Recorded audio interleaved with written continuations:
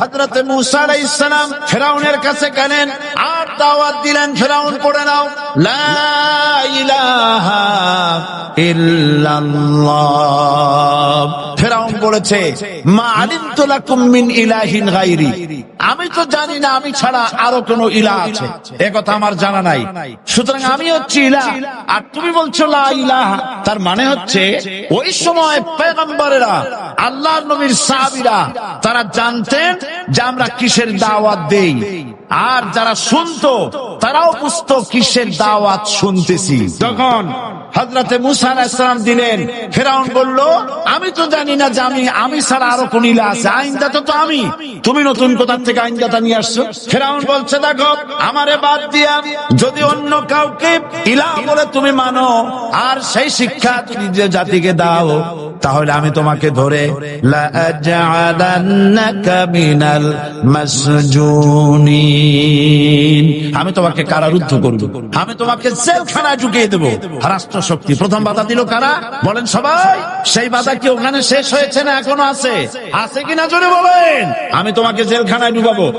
হযরতে মূসা আলাইহিস সালাম বলেন ফিরাউন জেলের ভয় আমি করি না, আমার কি জেলের ভয় দেখায়া লাভ নাই, আমি আল্লাহ পাকের পয়গম্বর।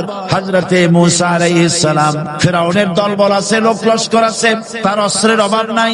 আল্লাহ রাব্বুল আলামিন মূসা আলাইহিস সালামের কাছে একটা অস্ত্র দিয়া দিলেন, দিছিলেন কিনা? দিছিলেন কিনা?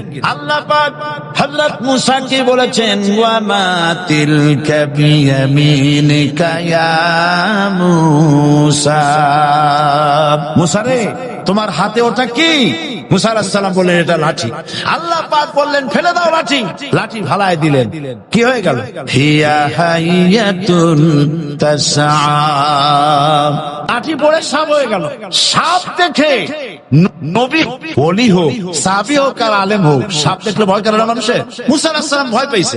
আল্লাহ রাব্বুল আলামিন হযরত মূসাকে শোনায় দিলেন খুযহা ওয়া লা তাখাফ সানুঈদুহা সিরাতাহাল উলা,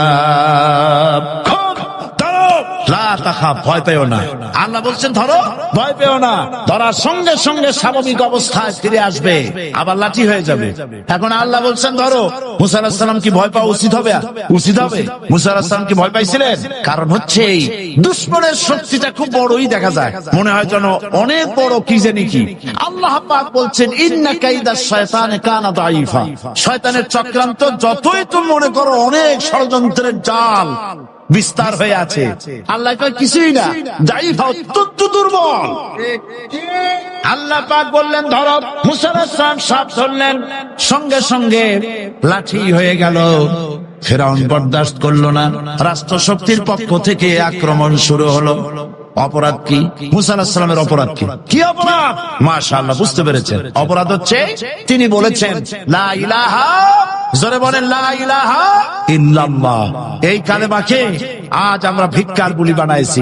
এটা হলো সার্বভৌমত্বের বুলি, এটা হচ্ছে আল্লাহ পাকের সার্বভৌমত্বের কথা। এই কালেমা এর আঘাত পয়গম্বররা মেরেছেন। হযরত মূসা আলাইহিস সালাম যখন বলেছেন লা ইলাহা ইল্লাল্লাহ, এই ধাক্কা ফিরাউন বরদাস্ত করতে পারে নাই। দরিয়ায় নীলের ভিতরে আল্লাহ পাক ডুবাই শেষ করে দিয়েছেন, দেন নাই? হযরত মূসা আলাইহিস সালাম তার উম্মতেরা দরিয়ার পাশে বসে দ্বীনি কথাবার্তা বলতেছেন। এমন সময় ফিরাউন, তার শত্রু হচ্ছে মূসা আলাইহিস সালাম। শত্রু কেন? মূসা কি ফিরাউনের পাকা ধানে মই দিয়েছে নাকি? বলেন আপনারা। তার হালের গরু পিটায় মারছে নাকি? অপরাধ হলো তিনি আল্লাহর জমিনে আল্লাহর আইন প্রতিষ্ঠার কথা বলেছেন। এই শুধুমাত্র এই অপরাধে ফিরাউন তার দলবল নিয়ে তিন দিক থেকে আক্রমণ করেছে। মূসা আলাইহিস সালামের উম্মতেরা ভয় পেয়ে গেছেন। তারা বলছেন ইন্না লামুদরাকুন, আমরা পাকড়াও হয়ে গেছি। তিন দিকে সারাশি আক্রমণ, তিন দিকে শত্রু, একদিকে দরিয়া, পালাবার রাস্তা আছে? হযরত মূসা আলাইহিস সালাম ভয় পেয়ে গেলেন, সারেন্ডার করলেন না। হযরত মূসা আলাইহিস সালাম বললেন কাল্লা, কখনো নয়, ভয় পাওয়ার কোনো কারণ নাই। রব্বি সায়াহদিন, অবশ্যই আমার রব আমার জন্য রাস্তা করে দিবেন, ভয় পাইও না, আমার রব রাস্তা করে দিবেন। আল্লাহ রাব্বুল আলামিন হযরত মূসা আলাইহিস সালামকে অর্ডার করলেন করলেন, হাতের লাঠি দিয়া দরিয়ার উপরে আঘাত করো। হযরতে মুসা আলাইহিস সালাম দরিয়ার উপর আঘাত করলেন।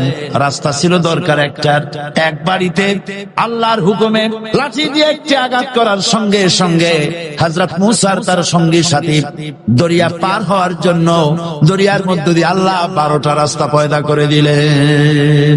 সে আল্লাহ আছে না নাই? এত আসতে বলেন কেন? ভয় পাওয়ার কারণ আছে? রাষ্ট্র শক্তি বাধা দিয়েছে সমস্ত নবীদেরকে। কেন? নবীদের চরিত্র খারাপ? জোরে বলে, নবীদের চরিত্র খারাপ? নবীদের চাইতে মাসুম বেগুনাহ উন্নত চরিত্রের মানুষ আল্লাহর আকাশের নিচের জমিনের উপরে আর হয় না। নেতা হচ্ছেন সেই ব্যক্তি যিনি বলেছেন, ও আমার স্ত্রীরা, ও আমার সাহাবীরা, রাতের আধারে আমার মধ্যে যা আচরণ দেখতে পাও, দিনের আলোতে আমার মধ্যে যা দেখতে পাও, সবগুলি খুলে খুলে মানুষের কাছে বলে দাও। তার নাম বিশ্বনবী মুহাম্মদ রাসূলুল্লাহ সাল্লাল্লাহু আলাইহি ওয়াসাল্লাম। ইসলামের মূল দাওয়াতটা হলো ফিতরাত অনুযায়ী দাওয়াত দেওয়া হয়েছে। মানুষ যেন মাথা নত করে গোলামি করে। এজন্য আল্লাহ রাব্বুল আলামিন বলেছেন যে আমি মানুষ এবং জিনকে সৃষ্টি করেছি। তার কারণটাই হলো মা খালাকতুল জিন্না ওয়াল ইনসা ইল্লা লিয়াবুদুন। মানুষ আর জিন জাতিকে সৃষ্টি করা হয়েছে ইবাদতের জন্য, গোলামির জন্য। ইবাদত আর গোলামি এটাই করতে হবে। গোলামি করতে হবে, দাসত্ব করতে হবে। আর এই দাসত্ব আল্লাহর আনুগত্যই গোলামির দাওয়াত দিয়েছেন দুনিয়ার সব নবীরা। কোন নবী বলেন নাই যে আমার গোলামি করো। কেউ বলেছেন? বলেন জোরে, কেউ বলেছেন? আল্লাহ পাক বলেন, وَلَقَدْ بَعَثْنَا فِي كُلِّ أُمَّةٍ رَسُولًا أَنِ اعْبُدُوا اللَّهَ وَاجْتَنِبُوا الطَّاغُوتَ। প্রত্যেক জাতির জন্য আমি রাসূল প্রেরণ করেছি। তারা মানুষকে দাওয়াত দিয়েছেন এই কথা বলে যে এক আল্লাহর গোলামি করো, তিনি ছাড়া কোনো ইলাহ নাই, আইন দাতা নাই, বিধান দাতা নাই। তার গোলামি, তার সামনে মাথা নত করে দাও। নামাজ হচ্ছে তাওহীদের অবশ্যম্ভাবী এক বহির্প্রকাশ। তাওহীদের জন্য তাওহীদবাদী মানুষ যারা, তাদেরকে নামাজ আদায় করতেই হবে। আকীদা বিশ্বাসের দিক থেকে তাওহীদ যদি হয় পুরা দ্বীনের মূল উৎস, তাহলে আমলের দিক থেকে নামাজ হচ্ছে পুরা দ্বীনের মূল ভিত্তি। নামাজ হচ্ছে আমলের মূল ভিত্তি। এর বাস্তবায়ন ছাড়া দ্বীন পূর্ণ হয় না। নামাজ মুমিনের কেবলমাত্র একটি উত্তম আমলই নয়, বরং নামাজ হচ্ছে ইমানের মূল ভিত্তি। যার কাছে নামাজ নাই তার কাছে কিছুই নেই। রাসূল করিম সাল্লাল্লাহু আলাইহি ওয়াসাল্লাম বলেছেন যে নামাজ যে ব্যক্তি পড়ে না, আল্লাহ পাকের সাথে তার কোনো সম্পর্ক বাকি থাকে না। সুতরাং এই নামাজটা হচ্ছে এই যে একমাত্র একাগ্র চিত্তে আদবের সাথে আল্লাহর সামনে রুজু হয়ে যাওয়া। কোরআনে কারীম বলছে, মুনিবিনা ইলাইহি ওয়াত্তাকুহু ওয়া আকিমুস সালাতা ওয়া লা তাকুনু মিনাল মুশরিকিন। তোমরা আল্লাহর দিকে রুজু হয়ে যাও এবং তাকে ভয় করে অন্যায় কাজ থেকে বিরত থাকো, আর নামাজ কায়েম করো। মুশরিকদের অন্তর্ভুক্ত হয়ে যেও না। নামাজ কায়েম করা, নামাজের আদেশ কোরআনে কারীমের মধ্যে আল্লাহ পাক বহু জায়গায় করেছেন। ঈমানের পর নামাজই হচ্ছে সবচেয়ে বড় জরুরি। একজন মানুষ ঈমান আনলো, যেমন কালকে একজন ঈমান এনেছে। ঈমান আনার সাথে সাথে তার প্রথম কাজ কি বলুন? বলেন, প্রথম কাজ কি? ফজরের নামাজের আগে একজন ইসলাম কবুল করলেন, তার প্রথম দায়িত্ব নামাজকে আদায় করে দেওয়া, ফজরের নামাজ পড়া। জোহরের আগে কেউ ঈমান আনলো, তার প্রথম দায়িত্ব জোহরের নামাজ আদায় করা। আসরের নামাজের আগে ঈমান এনেছে, তার প্রথম দায়িত্ব হলো আসরের নামাজ আদায় করা। তার মানে হলো ঈমান আনার পর একজন ঈমানদারের প্রথম দায়িত্ব হচ্ছে নামাজ। গুরুত্বপূর্ণ বিষয়, খুব ভালো করে শুনতে হবে, ইয়াদ রাখতে হবে প্রত্যেকটি মুসলমানের। এই নামাজ কি জিনিস, কেমনে আদায় করতে হবে, আদায় না করলে কি হবে, গুরুত্বপূর্ণ এই কথাগুলি প্রত্যেকের স্মরণ রাখতে হবে। কিয়ামতের দিন মানুষ যে জাহান্নামে যাবে, জাহান্নামের জন্য, জাহান্নামে যে সব কারণে যাবে তার মধ্যে বড় কারণ কালকে বলেছিলাম, দেখি মনে আছে নাকি? বড় কারণ কয়টা? কয়টা? আলহামদুলিল্লাহ মনে আছে। আল্লাহ রাব্বুল আলামিন বলেন, ইয়াতাসাআলুনা আনিল মুজরিমিন, কিয়ামতের দিন অপরাধীদেরকে জিজ্ঞেস করা হবে, মা সালাকাকুম ফি সাকার, জাহান্নামে কেন আসছো? জবাবে তারা বলবে, ক্বালু লাম নাকু মিনাল মুসাল্লিন ওয়া লাম নাকু নুতঈমুল মিসকিন, নামাজ পড়ি নাই, আর এতিম মিসকিনদের খেতে দেই নাই, এই কারণেই জাহান্নামে এসেছি। কল নাউযুবিল্লাহ। নামাজ যারা পড়বে না জাহান্নামে যেতে হবে। কোথায় যেতে হবে? আকীদাগত দিক থেকে ঈমান হলো তাওহীদের স্বীকৃতি, আর আমলের দিক থেকে নামাজ হচ্ছে তাওহীদের বহিঃপ্রকাশ। আপনি মুসলমান তা প্রমাণ হবে নামাজ দিয়ে। নামাজহীন ঈমানের দাবি মূল্যহীন। যার নামাজ নাই তার ঈমানের দাবি করার কোনো মূল্যই নেই। অনেক এরকম কথা বলে, হুজুর আমি মানুষটা নিতান্ত খারাপ, যাই মনে করে, গ্রামে রাস্তা বানাইছি, ব্রিজ করে দিয়েছি, কালভার্ট করেছি, এতিম মিসকিনদের তাও মাঝে মধ্যে খাবার দেই, বিধবারে কাপড় চোপড় দেই, মানুষটা আমি নিতান্ত খারাপ না, তবে এই মাঝে মধ্যে একটু নামাজ পড়ি না, তাতে কি আমার ঈমান নষ্ট হয়েছে? আমি বলি, ভাই ঈমানই তো নাই, নষ্ট হবে কি? ঈমান থাকলে না নষ্ট হবে? ঈমান নাই। সুতরাং একজন মুসলমান যদি নামাজ না পড়ে নিজেকে মুসলমান বলে দাবি করার কোন হক তার না, দাবি করার অধিকার। নামাজ হচ্ছে জিন্দেগি, নামাজটাই মূলত জিন্দেগি। নামাজটা কি? জিন্দেগি। আল্লাহ রাব্বুল আলামিন শেখাচ্ছেন, قل إن صلاتي ونسكي ومحياي ومماتي لله رب العالمين। মোহাব্বতের সাথে সবাই পড়েন, قل إن صلاتي ونسكي ومحياي ومماتي لله رب العالمين। বলো আমার নামাজ, বলো আমার নামাজ, আমার কোরবানি, আমার হায়াত, আমার মত সবকিছুই আল্লাহ রব্বুল আলামিনের জন্য নিবেদিত। আমার বেঁচে থাকা, আমার মরে যাওয়া সব আল্লাহর জন্য। সে আল্লাহ রব্বুল আলামিন, তার জন্য সবকিছু নিবেদিত করতে হবে। আল্লাহ পাকের গোলাম আমাদের বানিয়েছেন, আল্লাহ আমাদের গোলামি করা লাগবে।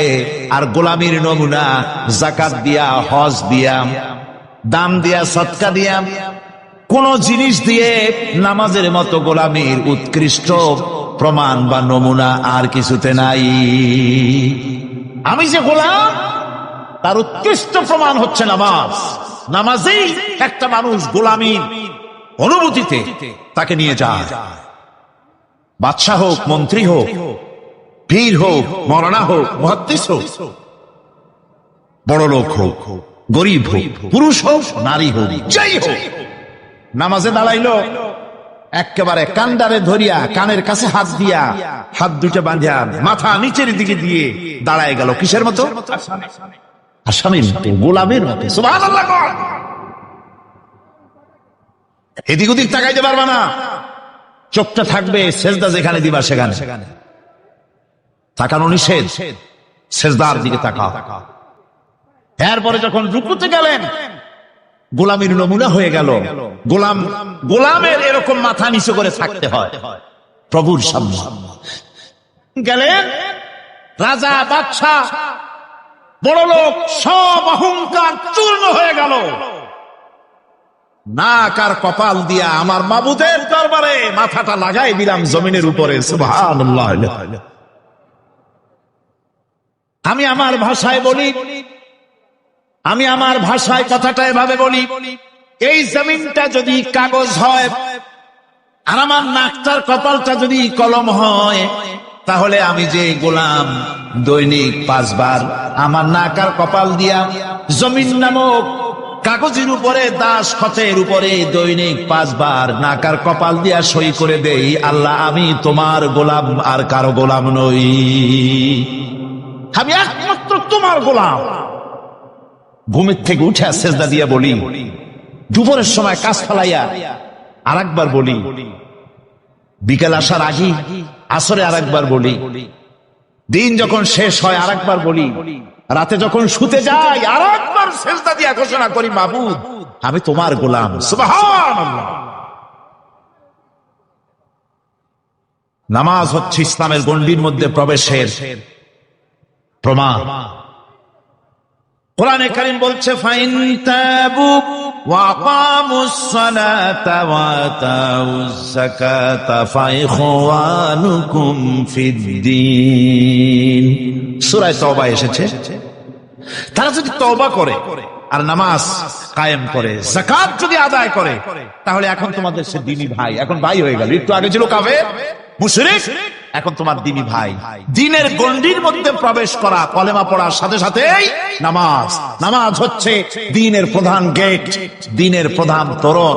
দ্বীনের মধ্যে প্রবেশ করার জন্য এই গেট দিয়ে প্রবেশ করতে হবে।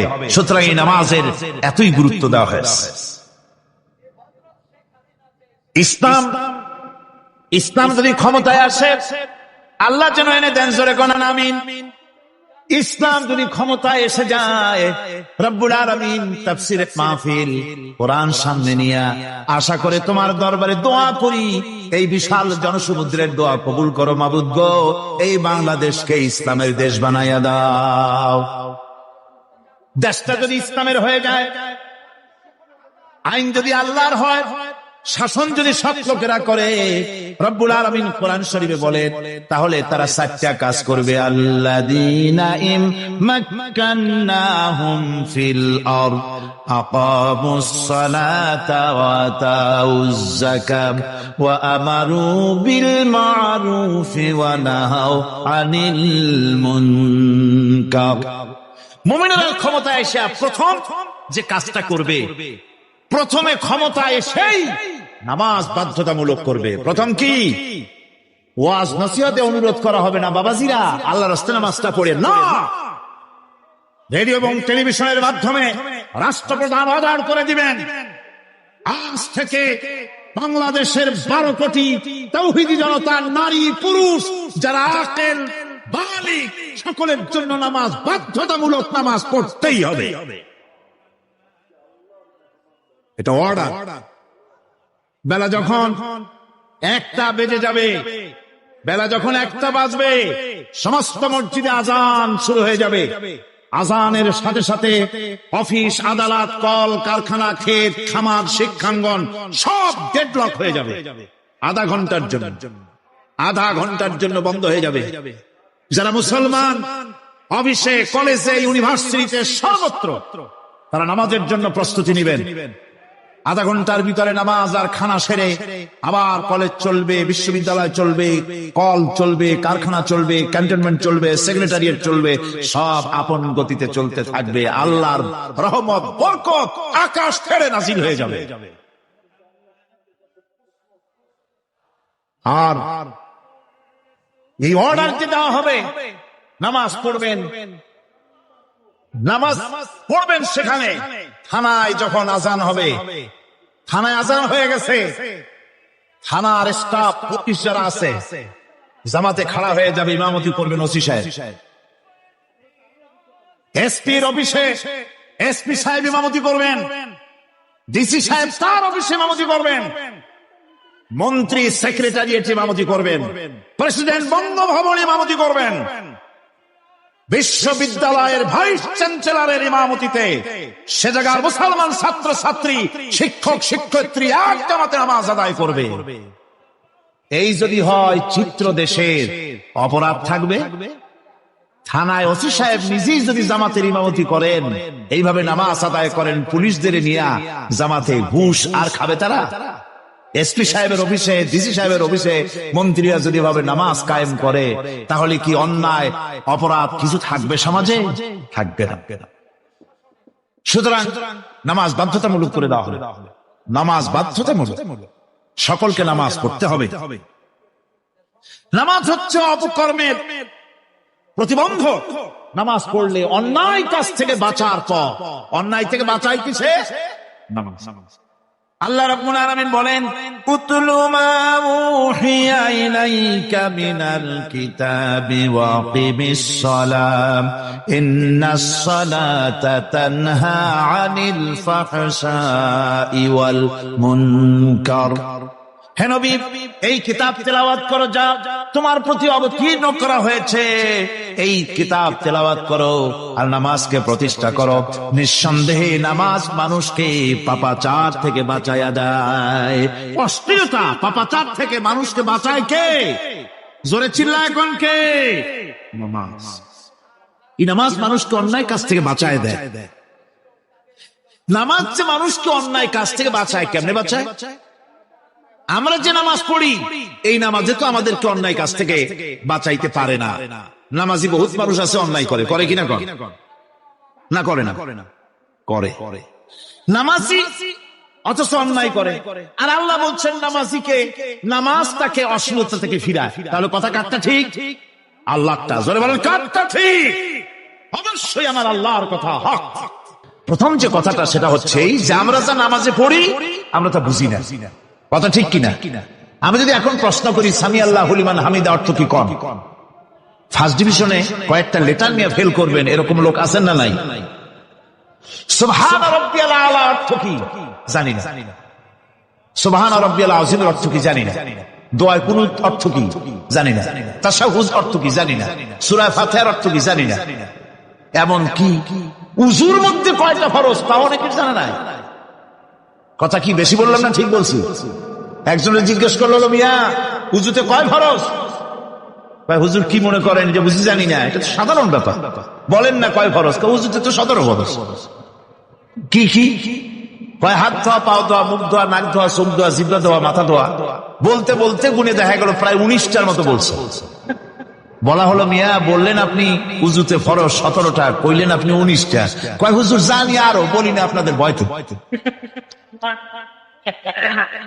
উযু জানে না, নামাজ জানে না, তাকে এই নামাজ কেমনে ফিরাবে অন্যায় কাজ থেকে? কথা বুঝতে পেরেছেন? নামাজে আল্লাহু আকবার বললাম, এরপরে সানা পড়লাম, তারপরে সূরা ফাতিহা পড়লাম। সূরা ফাতিহার ভিতরে যে সমস্ত কথাগুলি বললাম সেই কথাগুলি বুঝি না, কি বলেছি তাও জানি না। এরপরে সুবহান রাব্বিয়াল আলা বলেছি, সুবহান রাব্বিয়াল আযীম বলেছি, সামি আল্লাহু লিমান হামিদা বলেছি, অর্থ কি জানি না। আল্লাহ তা শুনতে পান, যে ব্যক্তি আল্লাহর প্রশংসা করেন তিনি তা শুনতে পান। নামাজের মধ্যে আইডিয়া দেওয়া হচ্ছে, তুমি যে আল্লাহর জন্য নামাজ পড়তেছো, প্রশংসা করতেছো, এটা এমন নয় যে আল্লাহ পাক দেখছেন না বা শুনতেছেন না। তুমি যা বলতেছো, প্রশংসা করতেছো, আল্লাহ পাক তা শুনতে পাচ্ছেন। সামি আল্লাহু লিমান হামিদা, সুবহান রাব্বিয়াল আলা। আমি মহান সর্বশ্রেষ্ঠ আল্লাহ রাব্বুল আলামিনের পবিত্রতা ঘোষণা করছি, আমি তার প্রশংসা করছি।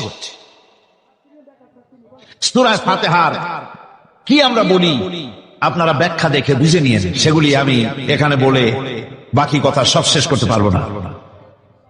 নামাজে কি পড়েন সেটা যদি জানতেন, অবশ্যই আল্লাহ রাব্বুল আলামিনের কথা কার্যকরী হয়ে যেত। ইন্নাস সালাতা তানহা আনিল ফাহশাই ওয়াল মুনকার। নামাজ মানুষকে পাপের কাজ, অশ্লীলতা থেকে ফিরাতে পারে। আল্লাহ ইন্না বসায়ছেন, নিশ্চয়ই, বেশক, অবশ্যই নামাজ পাপ থেকে ফিরাবে। কিন্তু কেমনে ফিরাবে নামাজ তো বুঝি না। নামাজ তো বুঝি না, খালি সেজদা দেয় জনমের মতো। আর সেজদা কি? নামাজে যদি দেখে ইমাম দেরি করতেছে, আত্তাহিয়াত পড়তে দেরি হয়ে যাচ্ছে, পিছন থেকে সিগন্যাল মারে, ঠিক কিনা? বেয়াদব, বেয়াদব। তোমার নামাজ, তোমার আত্তাহিয়াত আগে শেষ হয়েছে, তাতে কি হয়েছে? চুপ করে বসে থাকো। ইমামকে কাশি দিয়া সতর্ক করার অধিকার তোমার নাই।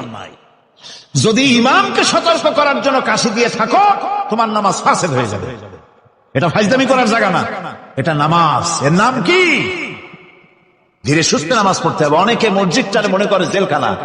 ঢুকতে যত দেরি, বেরোতে পারলে যেন বাসে দাম ছটফট করে। সিনেমার মধ্যে গিয়ে ঘন্টার পর ঘন্টা বসে থাকে, খারাপ লাগে না? মসজিদে কেরাত যদি একটু লম্বা পড়ে, পিছনে বসে খালি কি যে করে, মনে মনে বলতে থাকে যে ইমাম এমন কাঁচা ছাড়া ছাড়ি না। আর গান যখন শোনে শুনতেই থাকি, কত মজা, ঘুম আসে না। নাউযুবিল্লাহ। সুতরাং নামাজে কি পড়েন সেটা আপনাকে বুঝতে হবে।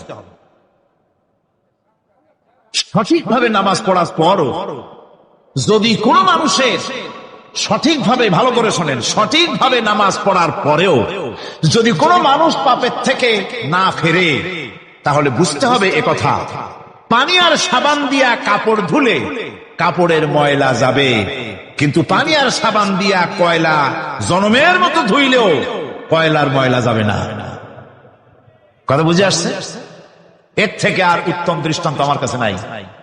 নামাজ পড়ার পরেও যদি চরিত্র ভালো না হয়, বুঝতে হবে নামাজ হচ্ছে না, কাঙ্ক্ষিত মানের নামাজ আদায় হচ্ছে।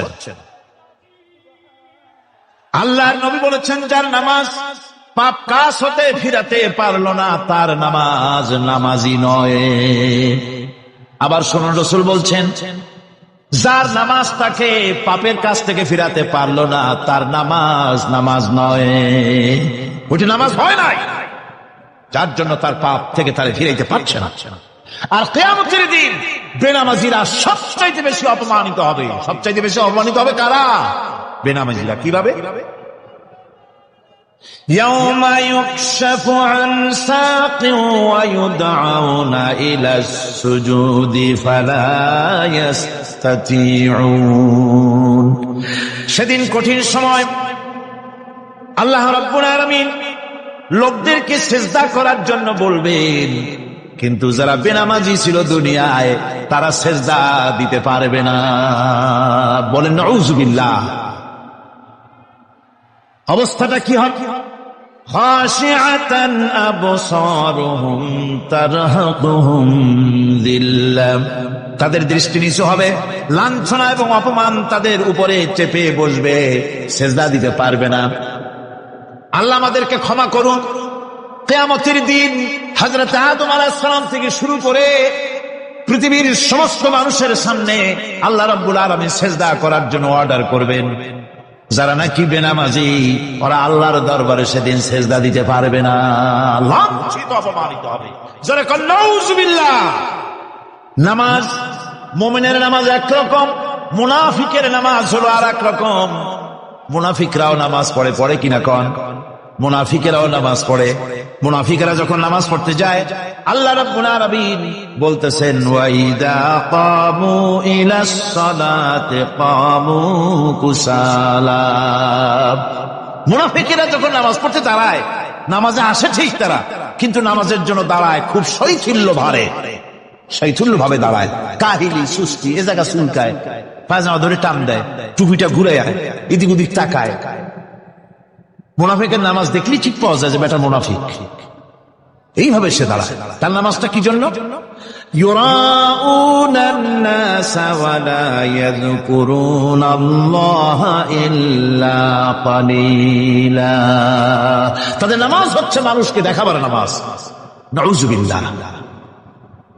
এখন দেখবেন এই মৌসুম আসছে, নামাজের মৌসুম, বেনামাজিদের নামাজের মৌসুম। জনসভা হচ্ছে, নির্বাচন আসতেছে, নামাজে রক্ত হয়ে গেছে, তাড়াতাড়ি আজান হয়ে গেল।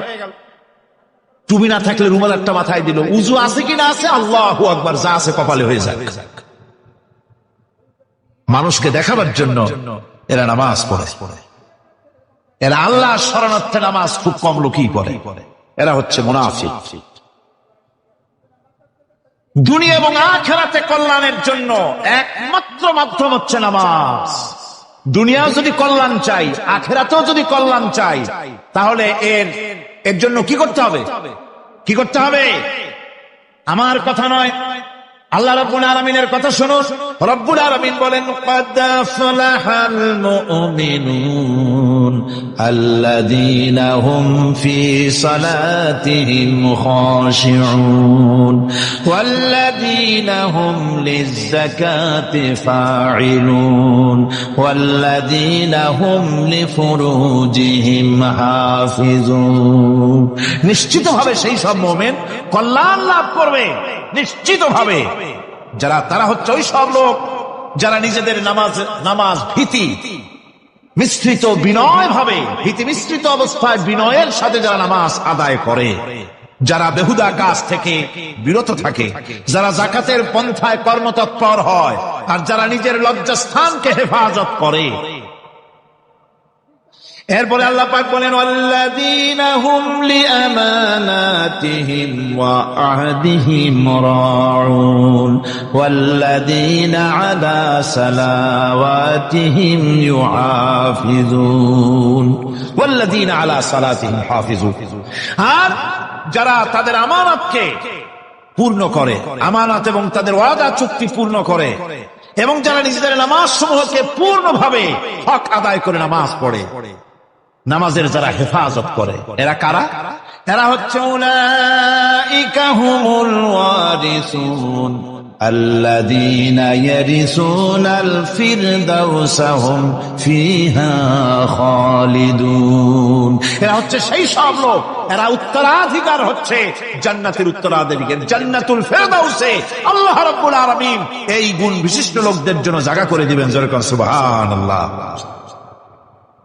নামাজকে পড়তে বলা হয়নি কোরআন শরীফে বলা হয়েছে নামাজ কায়েম করো কি বলা হয়েছে কম তো দেখি নামাজ কায়েম করো নামাজ পড়ো এই কথা কিন্তু কোরআন শরীফে কোন জায়গায় আছে নাকি এখন কায়েম করা কারে বলে একটা গুরুত্বপূর্ণ আরেকটি বিষয় নামাজ কায়েম করতে বলা হয়েছে কায়েম কি কায়েমটা হচ্ছে দৃষ্টান্ত স্বরূপ বলা যায় যে জিনিসটা সমাজে প্রতিষ্ঠিত আছে ওইটারে বলে কায়েম হওয়া আর যেটা প্রতিষ্ঠিত নাই ওটা কায়েম নাই কায়েম মানেই হলো প্রতিষ্ঠিত থাকা যেমন আমাদের দেশে আমাদের সমাজে নারী পুরুষ শিশু বৃদ্ধ সকলেই কাপড় পরা শাড়ি পরা লুঙ্গি পরা এই কাপড় পরাটা কায়েম আছে প্রতিষ্ঠিত আছে না নাই যার কারণে কাপড় পরা সমাজে কায়েম আছে বলে উলঙ্গ মানুষ সমাজে খুঁজে পাওয়া যায় না পাগল ছাড়া ঠিক কিনা একটা বাচ্চাকেও যদি উলঙ্গ হতে বলেন এখানে 5 বছর 6 বছরের একটা বাচ্চাকেও সে কিন্তু রাজি হবে না ঠিক কিনা যেহেতু কাপড় পরা সমাজে প্রতিষ্ঠিত আছে সেহেতু উলঙ্গ মানুষ পাওয়া যায় না কাপড় পরাটাই এখানে প্রতিষ্ঠিত সুতরাং এখন অবস্থাটা এই হয়েছে কাপড় পরা প্রতিষ্ঠিত আছে বলে কোন উলঙ্গ মানুষ এসে যদি এই মঞ্চে দাঁড়ায় আর বলে আমাকে একটু বক্তৃতা করতে দেন আপনারা কি করবেন মঞ্চে তো উঠতেই দিবেন না উলঙ্গ মানুষ যদি কোনো চাকরি নিতে যায় ইন্টারভিউতে তাকে লাইনে দাঁড়াইতে দেবে না এমনকি উলঙ্গ হয়ে যদি বাড়িতে প্রবেশ করে তার বউ দূর দূর করে তাড়ায় দেবে ঠিক কিনা যেহেতু সমাজের ভিতরে কাপড় প্রতিষ্ঠিত আছে সেই জন্য এই উলঙ্গ মানুষ পাওয়া যায় না অনুরূপ ভাবে নামাজ যদি প্রতিষ্ঠিত হতো সমাজের ভিতরে তাহলে বেনামাজি খুঁজে পাওয়া যেত না চাকরি করতে গেলে সেখানে নামাজ মানদণ্ড হয়ে যেত নামাজ পড়ে কিনা তা দেখে নেওয়া হতো বেনামাজি লোক পাওয়াই যেত না যদি প্রতিষ্ঠিত থাকতো প্রথম প্রশ্নই হতো তুমি নামাজ পড়ো কিনা ইলেকশনে যদি একজন উলঙ্গ মানুষ এসে দাঁড়ায় ভাইরা এবার আমার বোতল মার্কা বাক্স উলঙ্গ মানুষ এসে ভোটে দাঁড়াইছে আপনারা ভোট দিবেন দিবেন ওই যে কাপড় প্রতিষ্ঠিত আছে বলে লুঙ্গি প্রতিষ্ঠিত সমাজে আছে বলে উলঙ্গ মানুষকে আপনি ভোট দিবেন না নামাজ যদি প্রতিষ্ঠিত থাকতো সমাজে বেনামাজি মানুষ যদি এসে মঞ্চে দাঁড়ায়া যতই বলতো আমি ক্ষমতায় গেলে এই করব সেই করব নামাজ প্রতিষ্ঠিত থাকলে পরে বেনামাজিরে কেউ ভোট দিত না নামাজ যদি প্রতিষ্ঠিত থাকতো তাহলে অফিসের অফিসার তো দূরের কথা বেনামাজি অফিসের ঝাড়ুদারের চাকরিও তার কিসমতে যুক্ত না যদি নামাজ প্রতিষ্ঠিত থাকতো। এর নাম হলো নামাজ কায়েম হওয়া। নামাজ কায়েম থাকলে এই অবস্থার সৃষ্টি হতো। এই জন্য আল্লাহ পাক বলেছেন নামাজকে কায়েম করতে হবে। নামাজ হবে সব ভালো কাজের মানদণ্ড। সমস্ত ভালো কাজের মানদণ্ড কি? নামাজ। নামাজ আমাদেরকে বড় রকমের শিক্ষা দেয়। কি শিক্ষা দেয়? নামাজ আমাদের শিখায় ঐক্য আর ভ্রাতৃত্ব। ভ্রাতৃত্বের আর ঐক্যের শিক্ষা দেয়। এক নেতার আনুগত্য করা শিখায়। আমার বন্ধুগণ, এই নামাজে জামাতি আল্লাহর নবী জীবনের শেষ নামাজ জামাতে আদায় করেছেন। জীবনের শেষ নামাজটাও জামাতে আদায় করলেন। তখন তার এমন অবস্থা, এত অসুস্থ, দাঁড়াতে পারেন না, হাঁটতে পারেন না। দুইজন সাহাবীর কাঁধের উপরে ভর করে তারপরে বহু কষ্ট করে মসজিদে গিয়ে নামাজ আদায় করেছেন। খুতবা দিয়েছেন। বললেন, খুতবা দিতে গিয়ে বললেন, আজ থেকে মসজিদে নববীর চতুর্দিকের সকলের দরজা বন্ধ হয়ে যাবে, শুধু আবু বকরের দরজাটা খোলা থাকবে। আল্লাহর নবী বললেন, আল্লাহ রাব্বুল আলামিন এই পৃথিবীতে তার এক বান্দাকে জাগতিক সব সম্পদ দিতে চেয়েছিলেন, কিন্তু সে বান্দা সব জাগতিক সম্পদকে উপেক্ষা করে মাবুদের সঙ্গে দেখা করা বেশি জরুরি, বেশি পছন্দ মনে করেছেন। এতটুকুন কথা নবীজি বললেন, কেউ কিছু বুঝলো না। হযরতে আবু বকর রাদিয়াল্লাহু তাআলা আনহু হুজুরের এই কথা শুনে কাঁদতে কাঁদতে তিনি অস্থির হয়ে যাচ্ছেন। সাহাবীরা চিন্তা করলেন, হুজুর কান্না কার কথা বলেছেন, তাতে কান্নার কি আছে? বয়োবৃদ্ধ, জ্ঞান বৃদ্ধ হযরতে আবু বকর রাদিয়াল্লাহু তাআলা আনহু বুঝতে পেরেছেন এই পৃথিবীর সব সম্পদ তো আল্লাহ হুজুরকেই দিতে চেয়েছিলেন। তিনি সমস্ত সম্পদকে উপেক্ষা করে তার মাবুদের সঙ্গে দেখা করার জন্য প্রস্তুতি নিয়েছেন। তার মানে হলো আল্লাহ নবী বিদায় হয়ে যাবেন, আমরা নবী থেকে এতিম হয়ে যাব। নবীজি ঘরের মধ্যে প্রবেশ করলেন। প্রচন্ড জ্বর এলো। এই প্রচন্ড জ্বর নিয়ে তিনি শুয়ে আছেন, কখনো বেহুশ, কখনো হুশ। এর মধ্যে সারাজান হয়ে গেল। সাহাবীরা বহুক্ষণ অপেক্ষা করে হযরত আবু বকরের ইমামতিতে নামাজ শুরু করলেন। হুজুরের হুশ এলো। প্রশ্ন করলেন আয়েশা রে, এখন কোন সময়? হযরত আয়েশা বলেন, ইয়া রাসূলুল্লাহ, মসজিদে নববীতে নামাজ শুরু হয়ে গেছে। সাহাবীরা অনেকক্ষণ অপেক্ষা করে আমার বাবার ইমামতিতে নামাজ পড়তেছে সবাই, কিন্তু সাহাবীরা কেঁদে কেঁদে নামাজের মধ্যেই কাঁদতে কাঁদতে অস্থির হয়ে যাচ্ছে। তাদের মনের ধারণা হয়েছে নবীজির পেছনে নামাজ পড়ার কিসমত থেকে তারা মাহরুম হয়ে গেল। নবীজি বলেন, আয়েশা দরজা খুলে দাও আর আমার মাথাটা একটু উঁচু করে ধরো, আমি একটু নামাজের দৃশ্যটা দেখি। দরজা খুলে দেওয়া হলো, নবীজির মাথা উঁচু করে ধরা হলো। নামাজের জামাতের দৃশ্য দেখে নবীজি আবার শুয়ে পড়লেন। হযরত আয়েশা লক্ষ্য করে দেখেন নবীজির দুই চোখের কোণা দিয়া পানি পড়তেছে। মা আয়েশা জিজ্ঞেস করেন, ইয়া রাসূলুল্লাহ, নামাজের দৃশ্য দেখে চোখে কেন পানি এলো? হুজুর বলেন, আয়েশা রে, এটা কোনো দুঃখের পানি নয়, এটা তৃপ্তির পানি। এই যে জামাত নামাজ পড়তেছে লোকেরা, এই জামাত কায়েমের জন্য তায়েফের ময়দানে অনেক রক্ত আমার ঝরেছে। উহুদের ময়দানে দান্দান মুবারক শহীদ হয়েছে, সাহাবায়ে কেরাম জীবন দিয়েছে। এই যে জামাত আমি দেখতে পেলাম, ভবিষ্যতের একটা ছবি যেন চোখে ধরা পড়লো। আমার মনে হলো কিয়ামত পর্যন্ত এই পৃথিবীতে আমার যত উম্মত আসবে তারা এইভাবে করে জামাতে নামাজ আদায় করবে। নবীজি মাথার কাছে মালাকুল মউত যখন এসে গেছেন, আমার ভাইরা, এই পৃথিবীতে যত নবীরা এসেছিলেন মৃত্যুর সময় সমস্ত নবীরা শেষ কথা যেটা বলেছেন, হাদিস, সমস্ত নবীরা উম্মতের জন্য মৃত্যুর মুহূর্তে শেষ কথা যেটা বলেছেন সেটা হলো আসসালাত, আসসালাত, নামাজ, নামাজ।